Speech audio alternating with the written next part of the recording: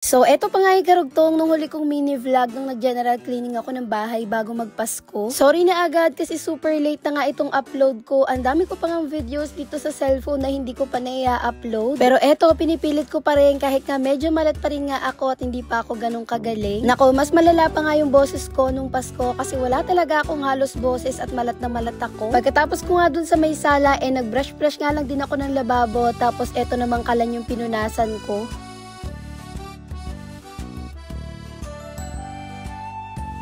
Grabe, ang mamantikat ang dumi nga nitong tissue na ginamit ko na pamunas dito sa may itaas. Ito lang din talagang mahirap pagka nasa itaas nga ng kalan yung mga gamit mo, hindi pwedeng hindi maaabot ng mantika. Kaya hindi rin talaga ako naglalagay ng shelves dito sa may taas ng kalan at baka mamantikaan nga din yun. Tissue nga lang din yung pinampupunas ko dito sa mga dish rack ko para hindi kalawangin. Ito lang din talaga yung ginagawa kong preparation bago nga sumapit yung Pasko. Naglilinis lang din talaga ako ng buong bahay.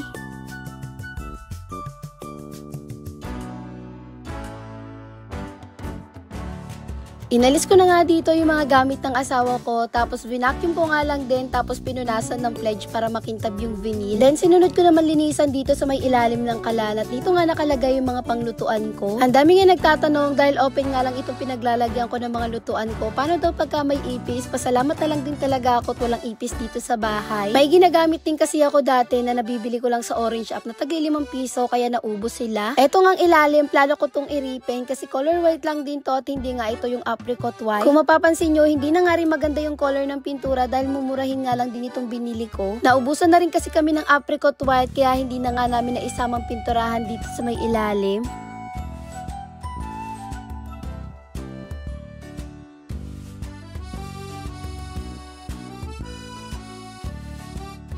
At eto, dahil nga sa kasyungahan ko, eto nga't nabasag pa yung lagayan ko ng tubig. Paano, yung hawak-hawak ko nga lang yung water rack at hindi ko nga muna inalis yung lagayan ng tubig bago ko nga buhatin. Kaya yan tuloy dumulas at nalaglag nga yung lagayan ko ng tubig. Sayang at isa na lang yung natitira kong lagayan. At imbis nga natapos na ako maglinis, ay eto, nagpunas-punas nga ulit ako dahil nga nabasa dito sa may kusina at naglamaaw. O diba, kung ganito na sana yung ginawa ko kanina, di sana hindi nabasag yung lagayan ko ng tubig. Naku po, hinayang pa naman ako dito sa lagayan ko at napaka-aesthetic pa naman sana nito. Dito nga sa may laundry area, kung alin na lang talaga yung abot ko, yun na lang yung bininesh ko. Medyo mabigat-bigat nga itong washing at hindi ko kakayanin mag-isa. Kung dati nga meron pa ako nakakatuwang sa paglilinis, ngayon nga akin na lahat, kaya eto medyo napapagod na rin ako ng mga oras na to. At eto nga't malapit-lapit na rin ako matapos maglinis at pinunasan ko na nga lang din dito ng liquid wax para makintab-kintab ang sahig.